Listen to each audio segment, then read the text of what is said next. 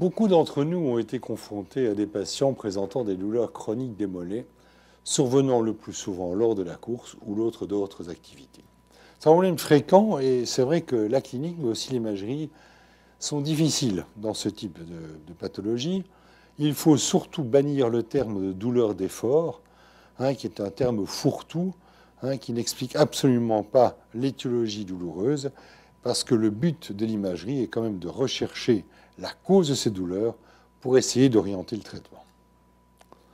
Or, en fait, ces étiologies douloureuses, elles sont très nombreuses. Ça peut être des séquelles de lésions tendinomusculaires, ça peut être des lésions vasculaires, on va les voir, ça peut être des lésions neurologiques, et aussi, ça peut même être des lésions osseuses. Parce que c'est vrai, ces fractures de fatigue, qu'elles soient tibiales ou fibulaires, peuvent parfois donner le change pour une lésion chronique d'origine musculaire ou autre. La palpation de ces rebords osseux sera donc extrêmement importante. L'élément le plus important dans l'étude de cette échographie du mollet, c'est qu'elle doit être globale.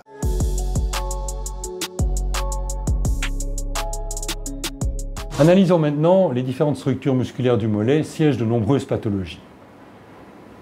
Le point le plus important est de se souvenir que l'extrémité distale du gastrocnémien médial n'est pas en postérieur, mais en médial, et que c'est à cet endroit que la majorité des lésions seront présentes.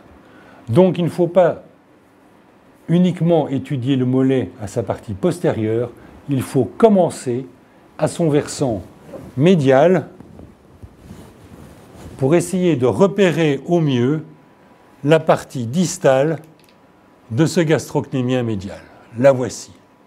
Et on balaye cette zone. Vous voyez la jonction entre le gastrocnémien médial et le solaire. En fait, il n'y a pas de jonction entre les deux structures. Les deux structures viennent se tapisser l'une sur l'autre.